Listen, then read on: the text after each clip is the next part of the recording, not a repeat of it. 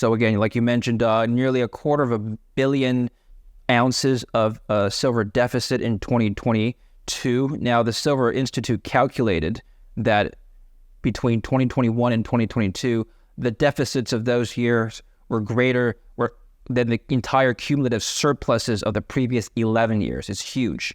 Should this trend continue, the obvious question is, are we going to run out of silver?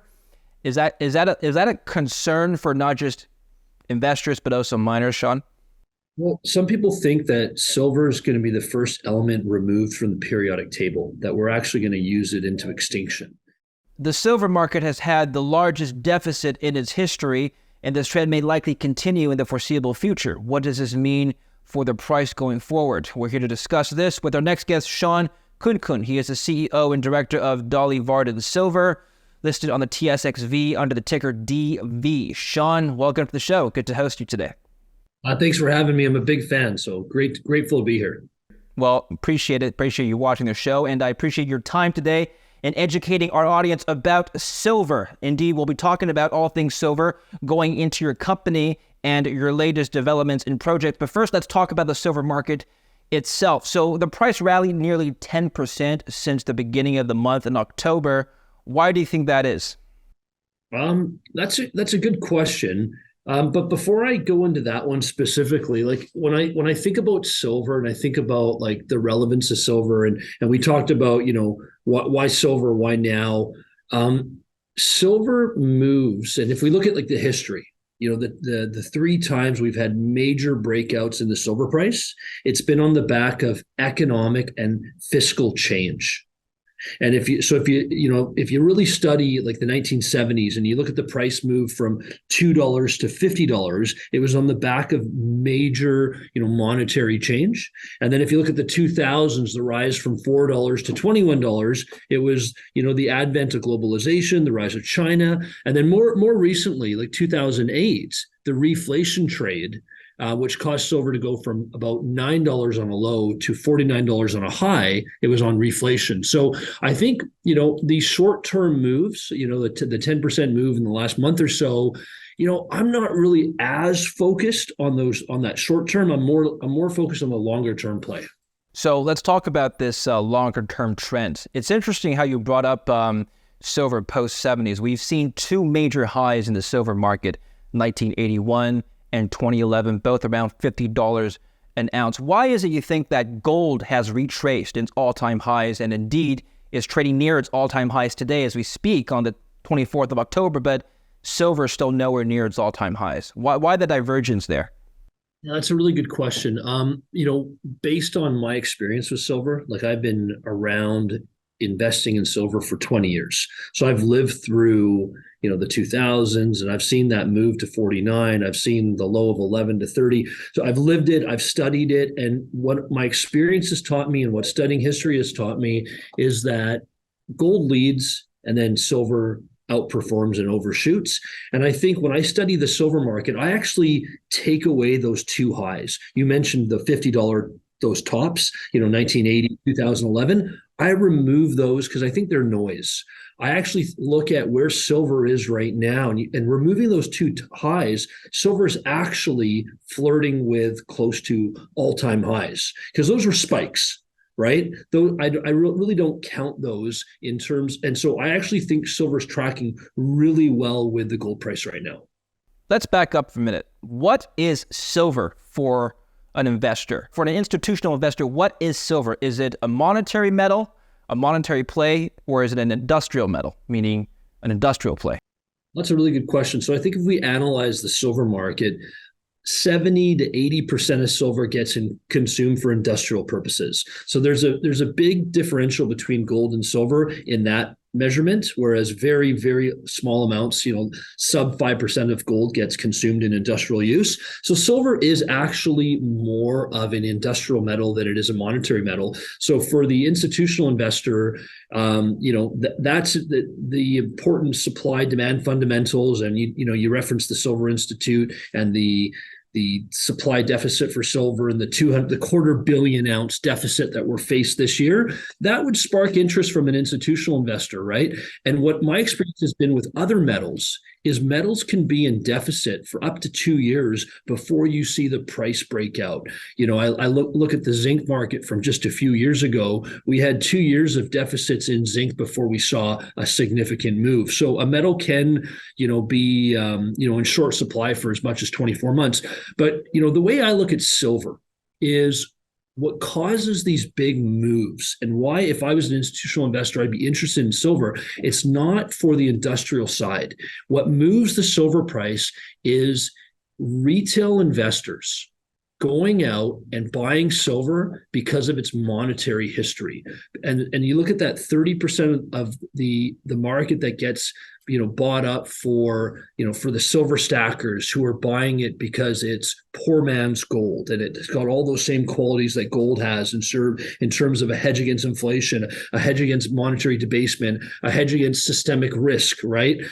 That's what intrigues me. And if you look at what pushed the silver price in both the 1980s by the Hunt brothers or in 2011, it was based on major reflation.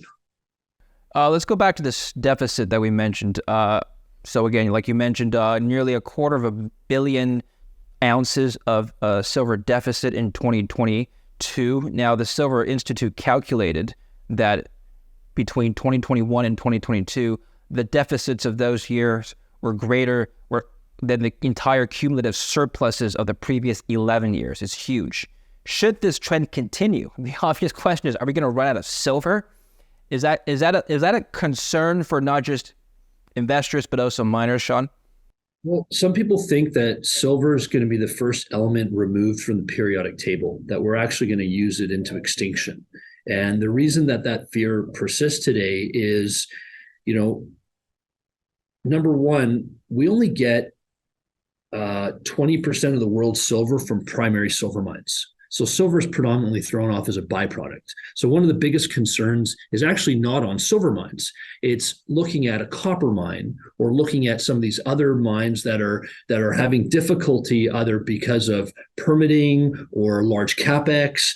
If we look at the fundamentals for some of these other metals, and we look at the supply setup for some of these other metals, if silver is being predominantly produced as a byproduct, and that copper mine's not coming online because you can't get community support in Chile, or you've got environmental opposition in the US.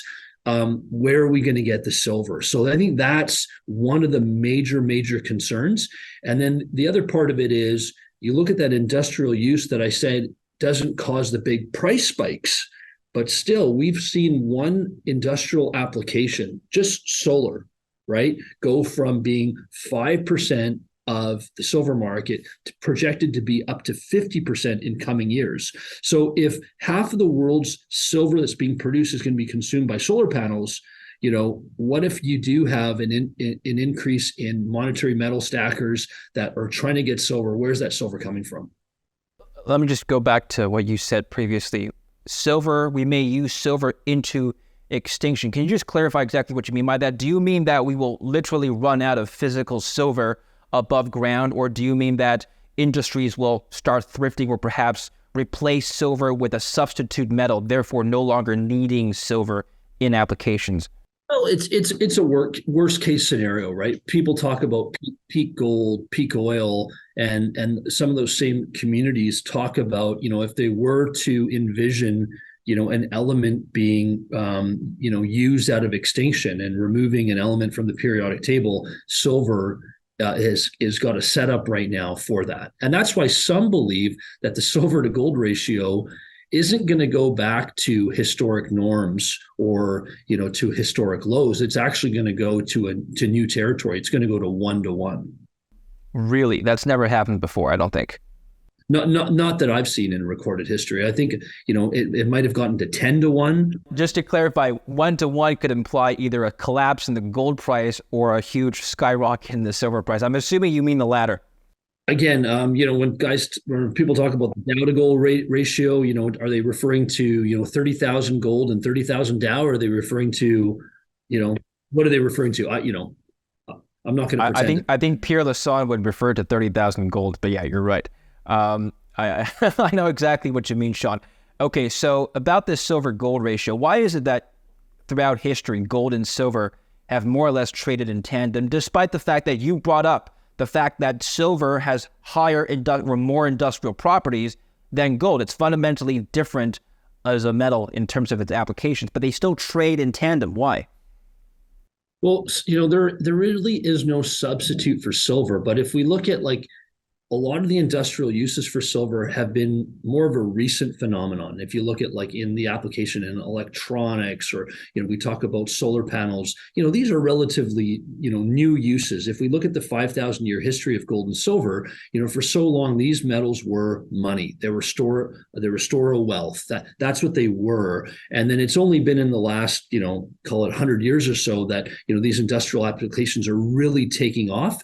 But if we talk about relationships and ratios, there's a natural relationship in the Earth's crust of about 16 to 1. For every 16 ounces of silver, there's 1 ounce of gold. Now, from a mining perspective today, we're mining 8 to 1. For every 8 ounces of silver we mine, we're mining 1 ounce of gold. But the ratio today on the paper market, the digital market, is 80 to 1, right? And so, my bet is that relationship normalizes. Do I think it's going to 15 to 1? Possibly, but I'd be very, very content with a 30 to 40 to 1 ratio, which would mean a doubling of the silver price. Right. Again, we're not prognosticating price forecasts here, but when you say doubling of the silver price, what's a reasonable time frame for that to happen? Well, it wouldn't surprise me if it happened in the next 12 months. Again, I'm watching gold break out in every other currency other than US dollars. And this reminds me, David, of 2019. 2019, gold was established as a tier one asset, and gold started its ascent from 1,300, and it went to call it $2,100 an ounce from the spring of 2019 to the summer of 2020. And now gold is marching back, and it looks like it's on its way through a new high in US dollar terms, like it has been going in every other currency. And I think we're on the verge of a silver breakout. Let's sum up your bullish thesis. So if I were to ask you for the reasons, for the catalyst for why silver will break out to $50, which is about double what it is now, in the next 12 months, what are the main catalysts for this move? Well, I think there's 100 reasons why silver is going higher, right? And a lot of those reasons are the same reasons that I think gold is going higher, right? You've got, record debt levels. You've got systemic risks in the banking system. You've got a number of reasons why I think investors will flock to gold and silver as an insurance policy and as a safe haven to hedge against systemic risk and currency devaluation. But I also think from the industrial usage, you've like I said, there's about 100 reasons why I think the silver and gold prices are headed higher, and the list is long, from monetary debasement to industrial demand are the two top reasons. Given the priority set by governments worldwide for reaching zero emission targets by 2035 or 2050, and the trends in electrification that are basically on overdrive right now, do you think that there will be enough silver going into the next 20 years to satisfy this demand? If I'm honest, I don't believe in any of those ideas. I really don't. I just think that, I think those are all fairy tales, and those will all be pushed out, decades into the future. Well, why won't they come into fruition? Well, listen, I just think, we're going to see a lot of challenges to get to a zero emission future. And I think that I'm seeing things right now if you just look at the big auto companies, I'm already seeing it in the challenges some of these EV companies are facing, or from some of the historic, combustion engine companies as they make the move to EVs. I'm seeing it, today play out in that the world is starting to move some of those targets off into the future. It's just not realistic. Some of the aggressive timetables that some of the governments have laid out to make that switch. I think it could come, but it's going to take a lot longer to get there. I want to shift gears now to talk about mining itself in Dolly Varden. Overall, the mining industry has seen quieter flows of capital this year and also last year. Why is that? Is it higher interest rates? Is it other sectors stealing the thunder? Yeah, listen, I Can't be think cryptos. Certainly can't be cryptos. Cryptos are down as well. yeah, listen, I think the reality is with a higher interest rate environment, the future has become more expensive, and that impacts every sector. And I think that, I expected the miners, even the precious metal miners, to all be hit, in that environment. But I think, look, I'm of the belief that the governments have shown us their card, and that the playbook is we need to, print our way out of these challenges, particularly the debt challenges. And I think that, my experience living through the GFC and seeing what were the best assets coming out of 2009 and 10, and looking at recent examples like the COVID pandemic, where we saw, here in Canada, I think something like 30% of our monetary base was expanded post-COVID. So, I think investors are going to wake up to the fact that when they're going out to, live everyday life, that 30% is showing up. And how do you protect yourself? And I think gold and silver are the answer. Is there a break-even price for the silver miners that's an industry standard right now? Well, look, I think if you're lucky enough to have something where you have a lot of sunk costs and you're already in operation, I think $20 is probably the number to make a profit. Anything north of $20, that's if you've got all the sunk capital, you've got everything established. But in order to inspire development and then, to think about exploration, I really think we need silver prices north of 30 as an industry to really to start that trend. Are you suggesting that right now exploration activity is still rather subdued because of the price? Yeah, like if and I'm just going to give you round numbers, but if you go back to a time that wasn't even a bull market, actually a pretty tough, challenging market, 2013 post, if you look back to where the metal prices were in 2010, 11, 2013 was a challenging year. We were spending between 4 and 5 times more money on exploration than we are today. Exploration expenditures were around $8 billion, where today I think they're sub $2 billion. So yeah, exploration is extremely challenged today. I'm curious as to how you got involved with the exploration industry, the resource sector. You're not just involved with silver, you're also involved with some gold companies as well. You've had a very long career in the resource sector, more than 20 years, I think. How did that all start for you? So for me, it was just necessity. I was 22 years old and I was looking for a job. And that job quickly became a passion and a career. And I really, it was at a time where, I mentioned some of these big changes, like, the rise of China and globalization, the reflation trade post GFC. And so, I understood very quickly that, look, I was born in a tremendous part of the planet, that is endowed with some tremendous resources, and just fell in love with the precious metals. And over the course of the last 20 years, what are the major changes that the industry saw in terms of its priorities and developments, budgets, investor interests? Well, listen, I think there's been a trend that's been brewing. We used to refer to it as sustainability. Today, sometimes it's referred to as ESG. But I think just more thoughtful as an industry on all aspects of how we run these companies and how we're leaving our projects. So that's a big theme that a lot of people have issue with. But I think the good companies that are good corporate citizens, have embraced that theme from the onset.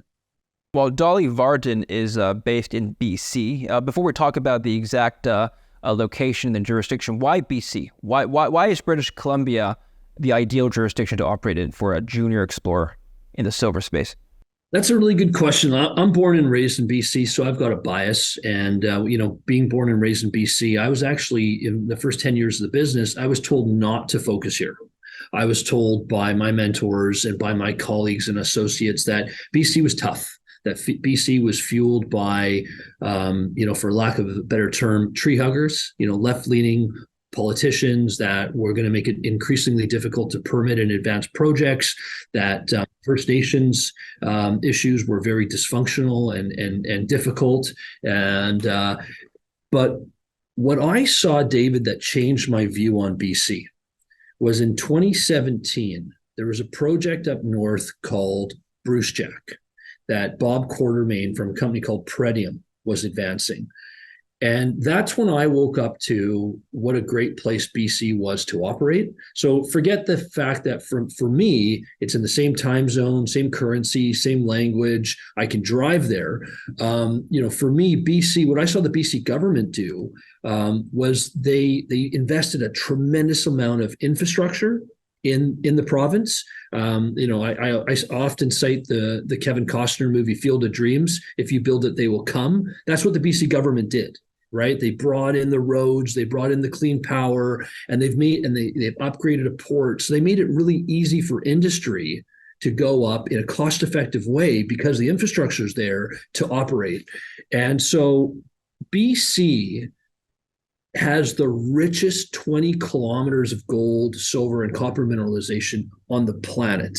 So from an endowment standpoint, it's got everything, but because of lack of infrastructure in the past and because of weather, right? So, we're talking about a part of the north where up until the last 50 years, glaciers covered most of it.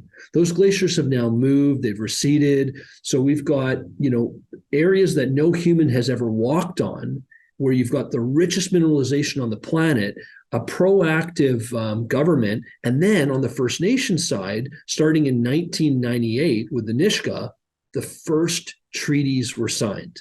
So now you've got some of the most progressive Indigenous groups, pro-business groups that are on the planet.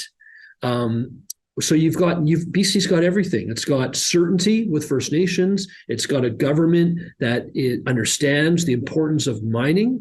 And again, you've got the stability of Canada in terms of the rule of law. When you say BC has the richest mineralization on the planet, you're talking about inferred resources? What I'm referring to is if I drew a circle around Seabridge's KSM, which is the largest undeveloped gold mine on the planet, and that is the richest 20 kilometers for gold on the planet. And that is, in terms of resource base, but that's an operating mine in Brucejack. So, there's, proven and probable ounces that are being produced on a daily basis. And can you comment on the grade of the ores in this area? The grade of the ores, I think when Brucejack first came out, they referenced a 15 gram per ton average grade. I haven't looked at their recent throughput, but it's probably closer to 10 grams. But let me leave you with this, David, in terms of the area and the opportunity. If you go back to 1989, before Eskay Creek was discovered, the famous Eskay Creek mine that Barrick operated for many, many, many years. And if you go back pre-Eskay Creek, there was only 5 million ounces of gold discovered in the Golden Triangle up in Northwest BC. And that's just one part of the province. In the last 30 years, we've added 150 million ounces of new discoveries. In 30 years, 150 million ounces of gold, not to mention the billion ounces of silver and all the copper that's also been discovered. So this is truly one of the premier areas on the planet. Dolly Varden is situated in the Kitso Valley. The company is located close to Fury and I believe also Hecla, both shareholders of the company. Are you positioning for some sort of strategic partnership?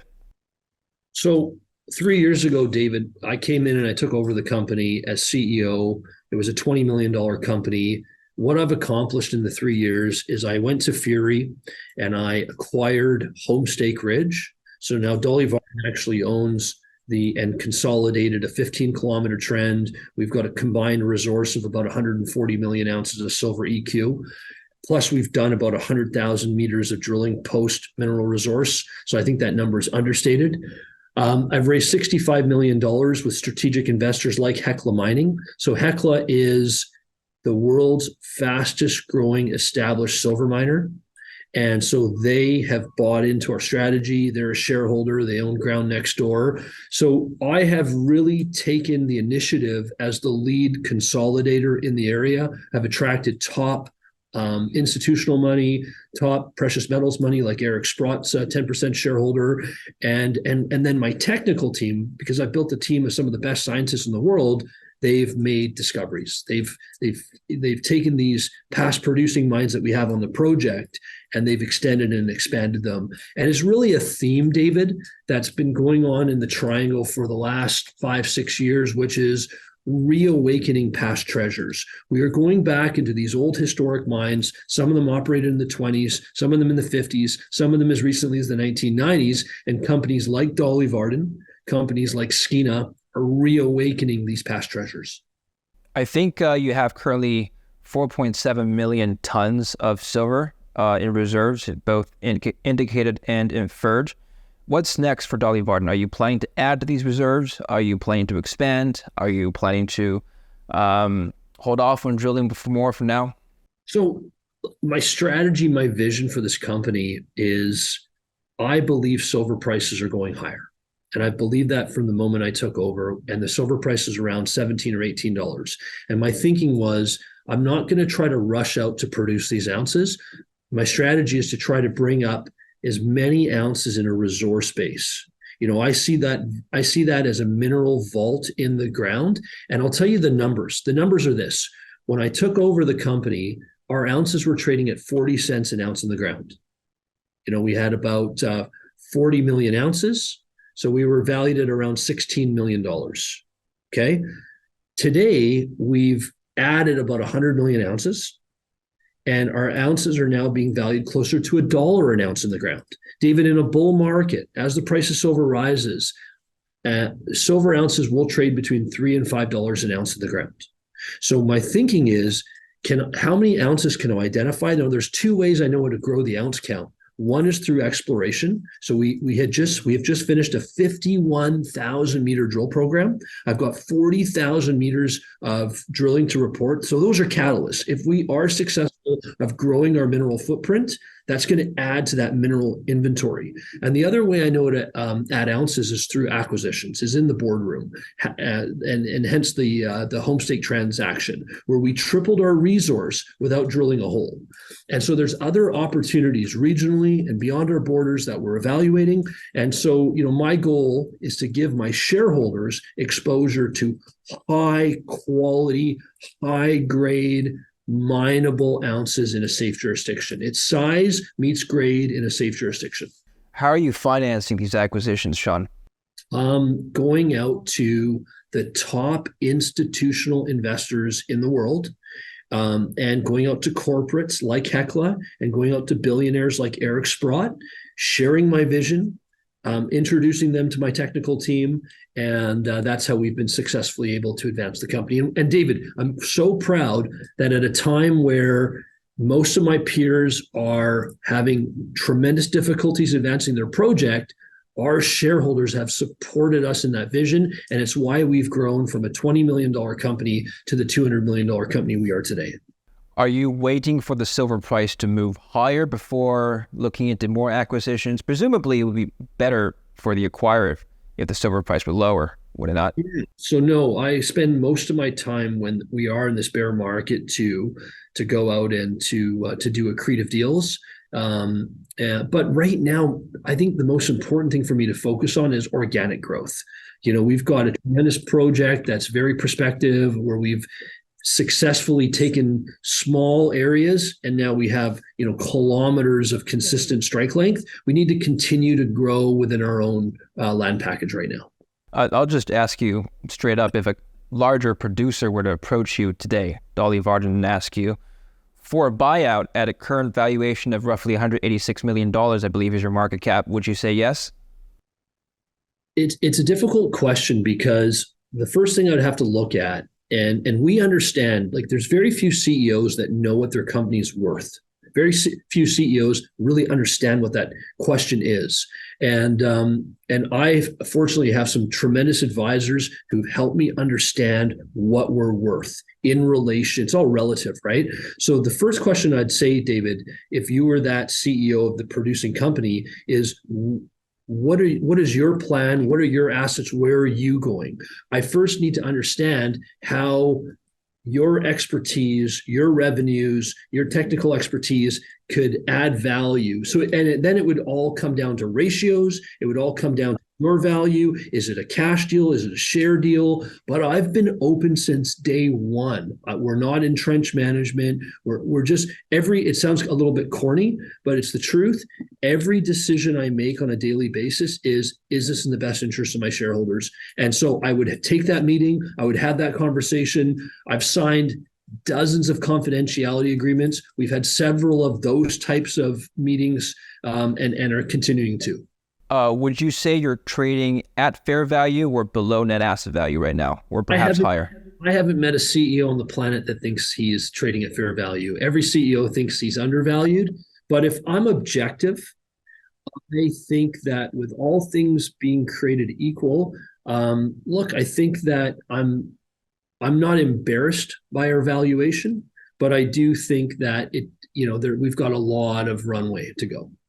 Ultimately, and you touched on this earlier, but if you could sum it up for the viewers watching this who may not be familiar with your stock, what is your medium-term to long-term vision for adding shareholder value? If we were to perhaps bring the valuation closer to what in your mind is the fair value, what are the steps you're going to take in the next 24 to 48 months?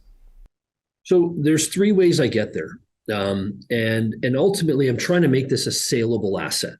Like, that's at the end of the day, it's about making this a saleable asset. So just to clarify, your long-term vision is not going into production. Well, I don't think we're in an environment today where that would be in the best interest of our shareholders because of the cost of capital being as high as it is. So playing within the parameters of the market, we're not in an environment right now where I think that would be the way to maximize value for our equity shareholders. But in order to move it towards that production decision or that saleable asset, I think the plan I've outlaid is to de-risk the asset.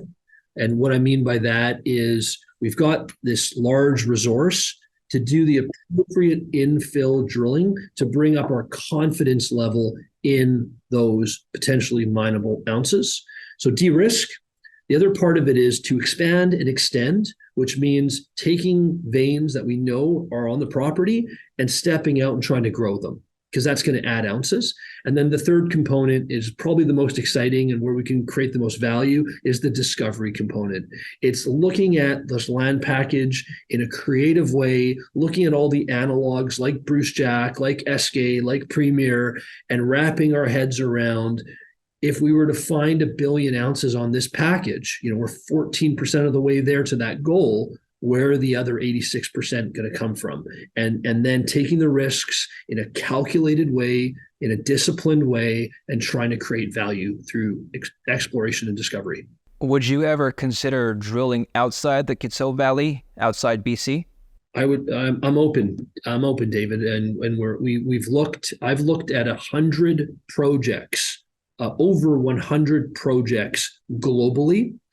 And I've only acted on one, which was the acquisition of Homestake, which was at the time only 5 kilometers away from our project. And now we've consolidated a contiguous 15 kilometers. After looking at 100 projects, I've yet to find a project that I see the width and the grade of the results that we're coming out with. Final question. Very good talk. Thank you, Shawn. You've got about $22 million of cash as of June. How do you plan to use it? So we've used a significant amount of that on drilling, And so my thinking was, I've been a very, very, very, very conservative, but I went and I launched one of the biggest drill programs this property has ever seen in its, more than 100-year history. And the reason I felt comfortable doing that at a time where, silver's gone down, it's gone from 30 down to 20, is because I really have a lot of confidence in the discovery potential. And I think the results I've put out to date, we've put out about 20% of those drill results to date. They've been exceptional. And, I'm hoping as we get assays for the remaining 40,000 meters, they continue to validate our thesis. Great. Well, Shawn, excellent talk. Thank you very much. Where can we learn more about Dolly Varden? You can head to our website, dollyvardensilver.com. You can follow us on Twitter at silvervarden. And, we love talking to shareholders. There's some contact information, email, call. Happy to share the opportunity. Excellent. All right. Well, thank you very much, Shawn. Appreciate it. And please enjoy the gloomy Vancouver weather that's behind me, and hope to see you again soon. Thank you so much. Thank you, and we'll talk again. Thank you very much for watching. Don't forget to follow Dolly Varden in the links down below, and like this video and subscribe. Stay tuned for more.